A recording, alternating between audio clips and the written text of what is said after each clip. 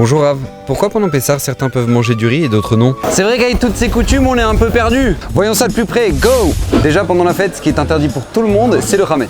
Vous savez les aliments contenant les 5 céréales? Le blé, l'avoine, l'épeautre, le seigle et l'orge. C'est pour ça qu'on mange pas de gâteau, de pâtes ou de couscous. Mais dans certaines communautés, les lois sont un peu plus strictes. Par exemple, on a souvent l'impression que les Ashkénazes ne mangent que des pommes de terre et des matzot. Car pour eux, les kitniot, vous savez, ces légumes secs, aussi appelés légumineuses, sont interdits.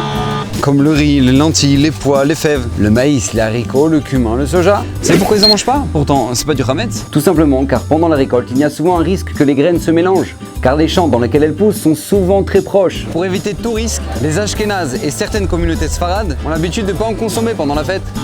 D'ailleurs, pour ne pas se tromper, on voit souvent écrit sur les paquets de gâteaux sans kitniot ou uniquement pour ceux qui mangent les kitniot. Alors renseignez-vous bien sur vos coutumes car c'est important de suivre celles de votre famille. Et tout particulièrement à Pessah car comme nous le dit le Midrash, c'est par le mérite de nos coutumes que nous sommes sortis d'Égypte. En ne changeant ni nos noms, ni notre mode vestimentaire, ni notre langage. Mais rassurez-vous, il y a quand même des choses qu'on peut manger.